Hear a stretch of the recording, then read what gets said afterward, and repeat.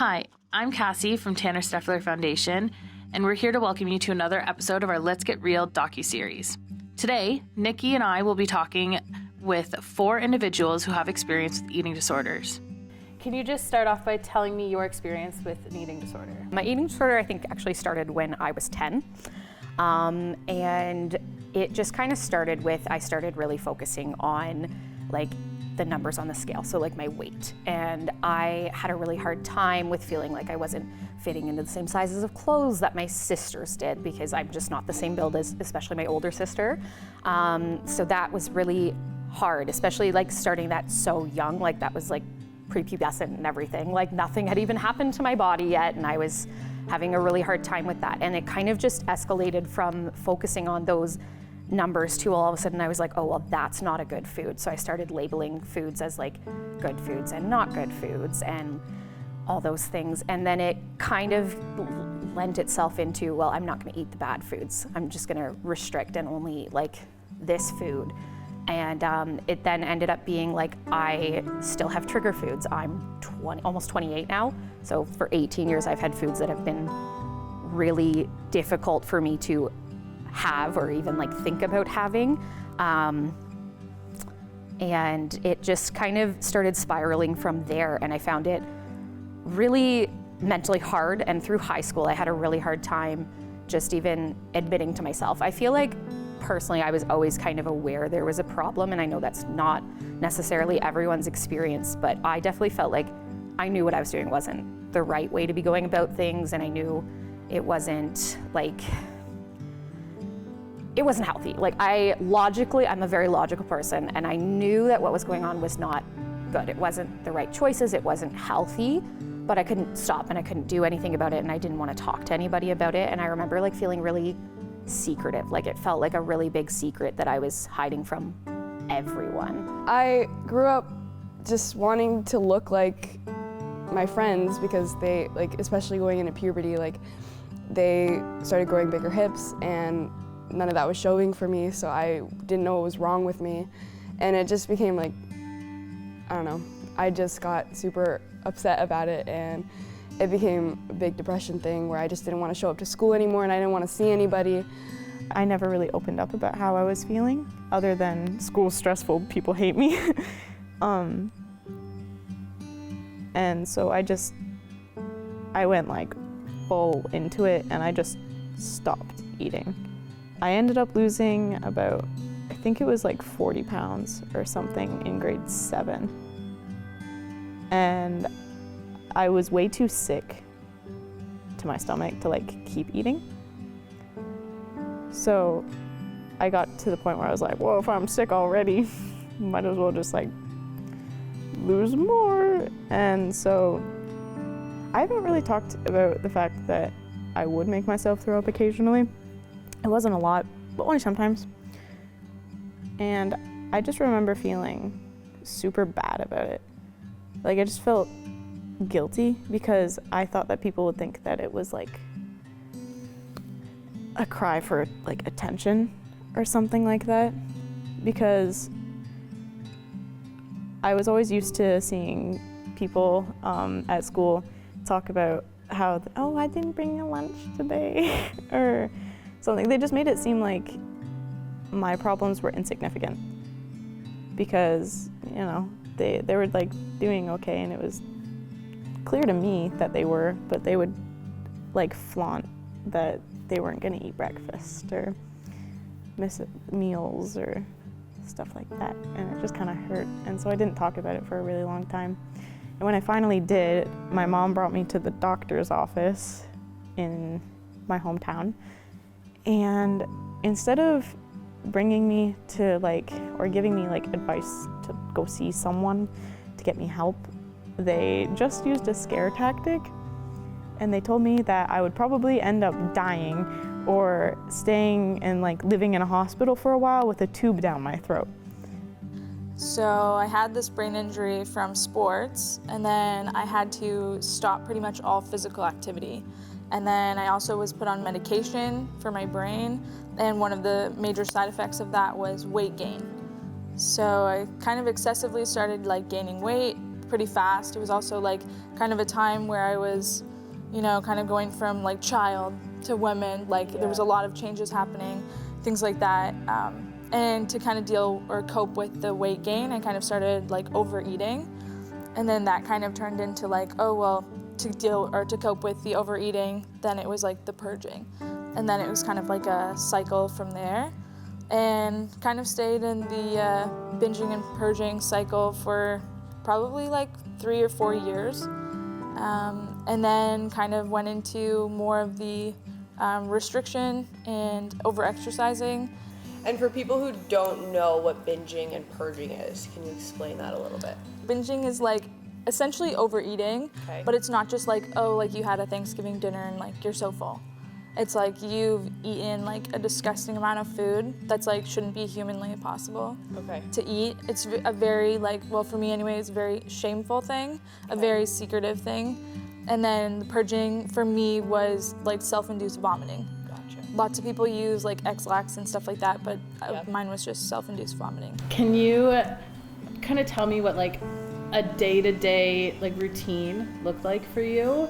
Typically, I didn't eat breakfast, and if I did, it was because my mom was home in the morning and she was like, oh, breakfast is the most important meal of the day, you have to eat breakfast.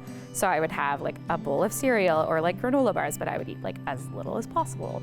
And we always packed lunches even through high school, and I would throw out a lot of the food that came to school with me, or I would give it to friends because I did not eat lunch. Dinner was always hard because that was like a family thing, so I had to kind of, like I ate dinner, and then it was really hard because again, I'm tracking all these calories, and I really struggled with binging and purging. And even on that side, the purging was worse for me. Like it happened all the time, not just when I went through like binge episodes. So I would have dinner and then I would go and fill out my food diary, and then I would go throw up after I ate dinner.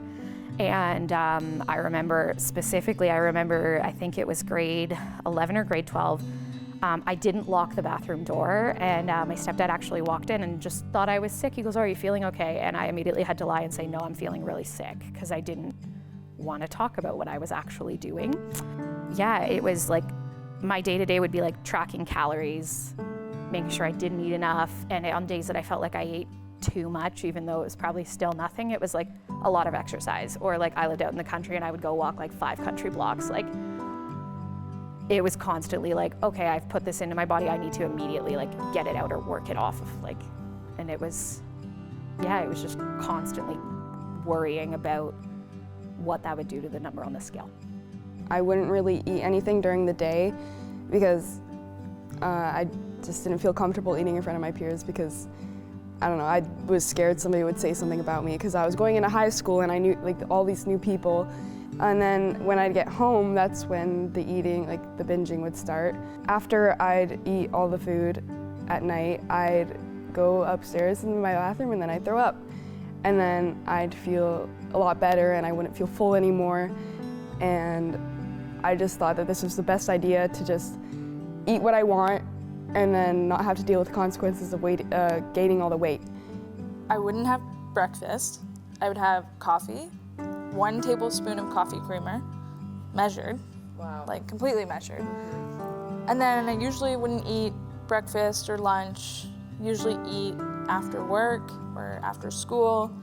And then it would be something that's very measured out, have my food scale, measure everything to a T. Wow. Everything has to be measured. Like, it came to a point where it was like, if there was a package of something and it said the calories on the back, I wouldn't believe it.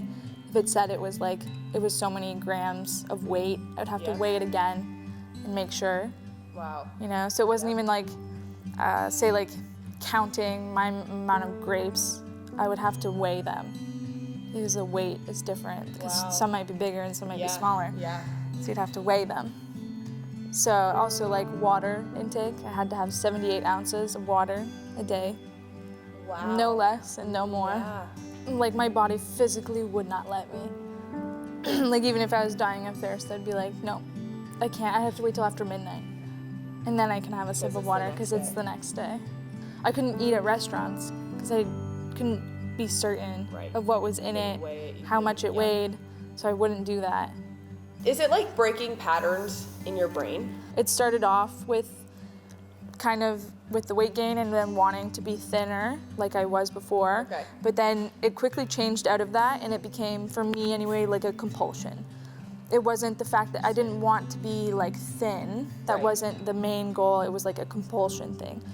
So like I would weigh myself like Right. 50 times a day, but like compulsively. Wow. Not because I thought it was going to, Yep. the scale was even going to change, it would be the same, Yeah. but it was like that. Can you talk a little bit about how your mental health is affected by your eating disorder? Yeah. When I'm at school, there's like so many people, and because the school that I go to is like really small for the amount of people that go there, you're just everywhere with everyone, like absolutely all the time.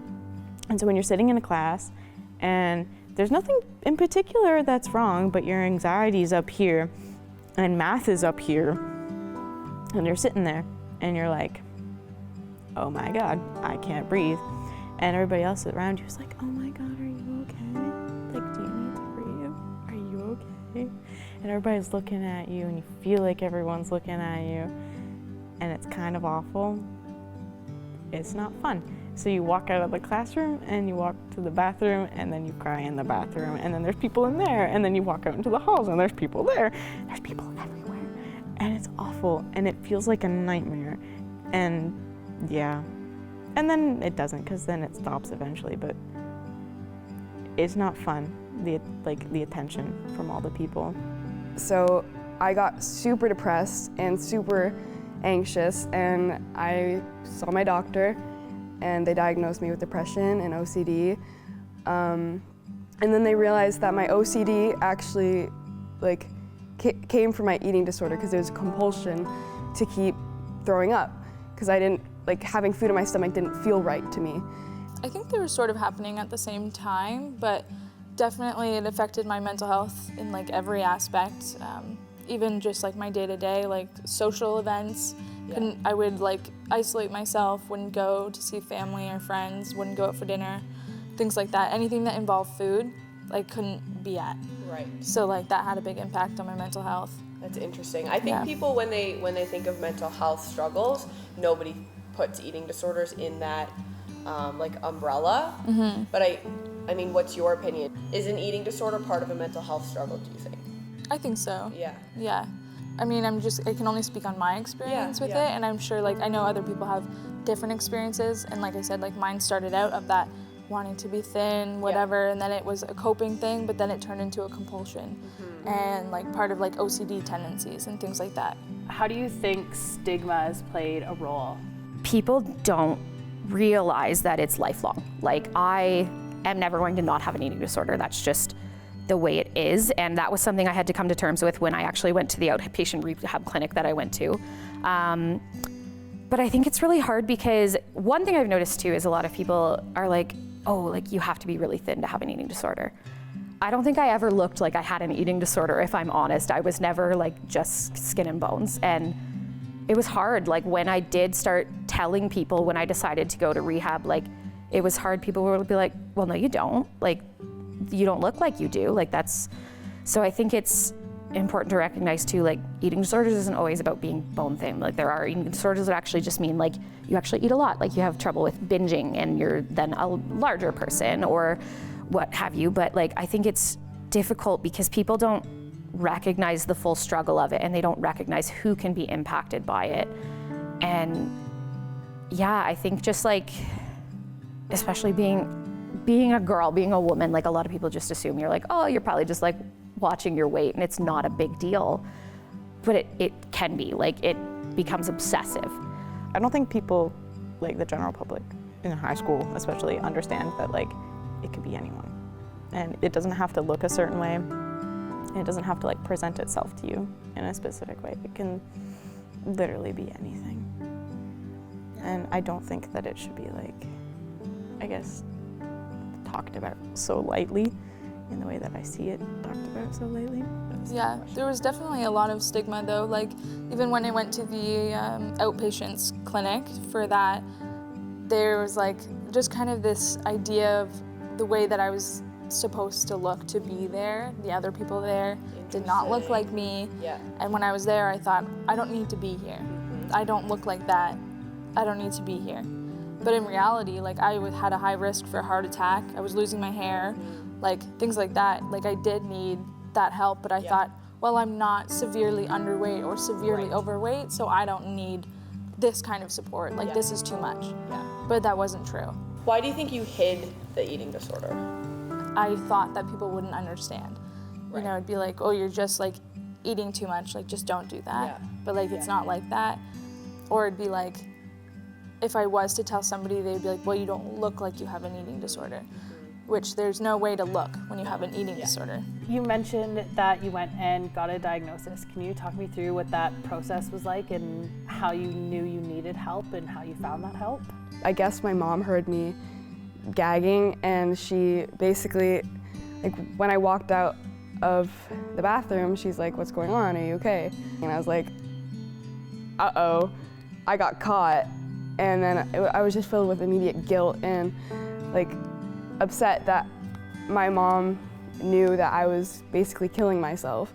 This was during summer, like maybe a week before summer. So I emailed the mental health coach at her school, and I told her everything. And I told her that I needed help and that I want to talk to somebody. And she emailed me back, and she set me up with a therapist right away. My therapist basically just asked me to write the food that I would eat down, what time I ate it, and if I threw up, I would note that down. And if I didn't throw up, I would also note that. But if I did throw up, I'd also have to put the time down and just everything. So it made me more conscious about what I was eating because I was writing it down, and it just wasn't the best exercise for me. It was in a point of my recovery where I just needed something else, you know? But I didn't know where to get that something else from. I don't think there was like one specific moment. I think I really kind of started recovery just this past December. And it was kind of like where I had a hard time like holding my job, going to work, things like that, where it was really impacting my day-to-day life.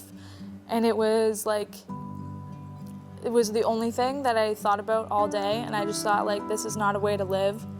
Like, I should either, like, I need to deal with it, or, like, it's gonna be the end. Like, When you were in high school and here in Perth, were you even aware of any resources that you could access? No. At my school, there's the health coach, and she's been super nice to me. And I think she was the first counselor that I ever actually connected with, and it felt like actually really good to talk to. And she's been a really big help, and she's the one who connected me to my current therapist. So basically, the first thing that I did was just book like an appointment with my regular like nurse practitioner, and that's like here in Goderich at the Maitland Valley Family Health Team. And I went in and like told my nurse practitioner, and I was like, this seems to be like an actual issue, like it's impacting my whole life. And pretty much from there, like I actually did have a lot of support. Like they booked a follow-up appointment. I was going to see my nurse practitioner like twice a week.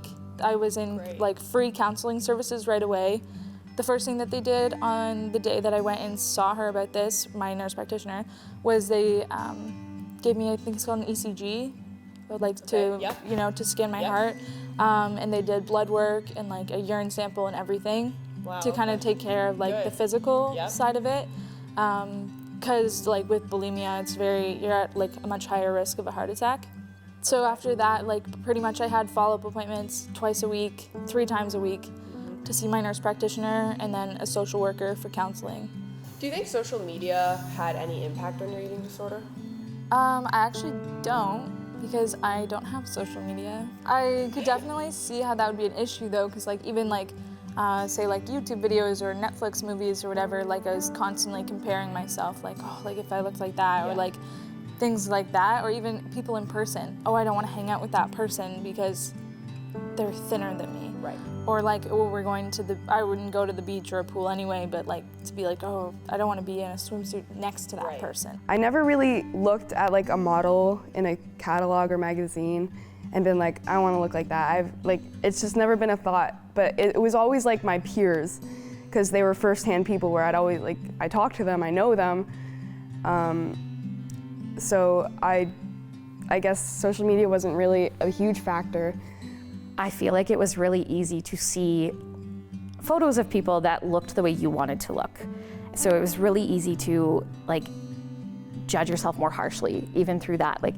And even now, I think it's really hard. Like we post our highlight reels. That's what we post. I don't post the days that my kid is making me want to pull my hair out. Like I don't post those days necessarily. I post when we're having a great day, or even if we're not, I post something about like just loving being snuggled. Like I post something from a day that's good. And like I'm guilty of that, obviously. So I know that everybody else is like, it's their highlight reels. So seeing everybody's like picture perfect life, I think is really hard for anyone that's struggling. When I would like see online pictures, like the models just were like, they just looked so unhappily thin.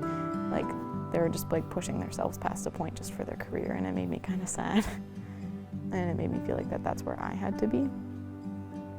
And like things like TikTok, there's always like the aesthetics that you see on like TikTok, Pinterest, Instagram, where like there's like the health nut girls and like super fit girlfriend and stuff like that. Like everybody's just like so fit, and I'm like, oh my God, I don't have time for that.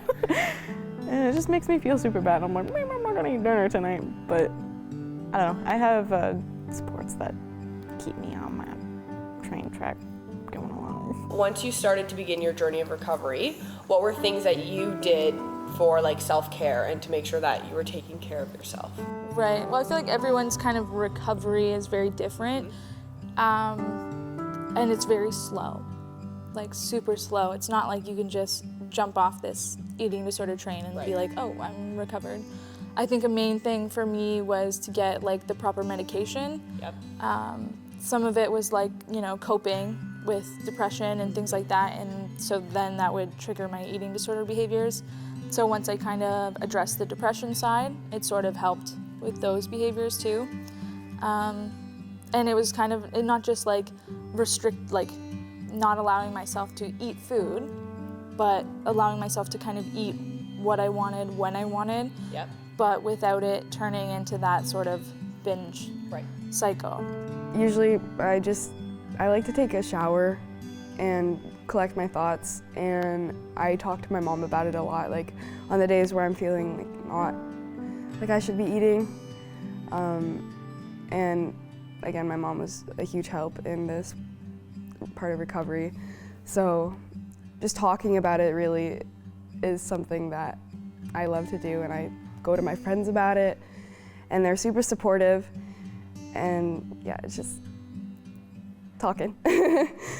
Is it hard to find people who have been through something similar because you live in such a rural area? I think so. I don't think I've met anyone in this sort of area that has a similar experience as me, but also people don't share it so openly. So I'm sure there are people who do have a similar experience, but I just wouldn't know. Yeah. But yeah, it's not a very talked about thing. Even within like my family, it was very hush hush. Like it wasn't an openly discussed thing. Do you have any advice for people who are potentially struggling right now or trying to get in that phase of recovery? Yeah, I feel like the main thing to remember is like you are sick enough. If you're having a disordered thought of some kind surrounding food, you are sick enough to seek out help for it. And like the sooner you get help for that, the easier it's going to be in the long run. But I was stuck in that denial phase for so long of thinking like, well, I'm not sick enough. I need to be sicker before I can get help. Wow, that's very interesting, and I've never heard. Yeah. But it makes sense. Yeah, like in my mind, I was like, I need to be at a certain amount, like certain weight before I can get help, before somebody will notice and get me help. Right, and did anyone ever tell you that, or was that in your head? I think it was just in my head, just from seeing, you know, movies or things of people with eating disorders, like they're so thin and they look sick. Yeah. And I was like, well, I don't look sick. But in my eating disorder mind, it was like, well, I don't look sick enough yet. Right. I'm gonna get there, so then people will know, and then I can get the support that I need. Yeah. Can you talk a little bit about your supports? Yeah, supports have changed and stuff throughout the years. For a while, I thought that I kind of only had myself. I never really went to my family for stuff like that. I've made really good friends along the way through high school, and some have like come and gone as life does, and I'm generally quite an open book, so I'll reach out whenever I feel the need to reach out with certain people. I didn't manage my relationships very well. I had like minimal friendships. I still had my partner, and they were pretty supportive, but for the first few years, they didn't even know of anything that was going on. I was just constantly in a bad mood for no reason, apparently. But I think like a support was my mom. So I had to, when I went for my first appointment with my nurse practitioner, she said to come back to your next appointment and bring somebody that you live with. So at the time, that was my mom. Yeah. And just because of like other things that I was dealing with at the time, those were my only options, was to bring somebody with me. Yeah. So I brought my mom and told her, and then she kind of disclosed that she had had eating issues when she was younger. So there is like a genetic component as well. Yeah. Yeah, so I guess like my mom and definitely my partner, once they kind of understood. Yeah. Definitely my mom, main supporter. She helped me actually get help, and she is also a first-hand person I could talk to about it, because she's experienced the same things I've experienced and how her mom felt about it and everything. And it was just really nice to have that kind of comfort, and especially if it's your mom. So being at home and getting treatment made me feel really safe. My friend Lucy, she definitely my big supporter over there. This is my bestie. Oh.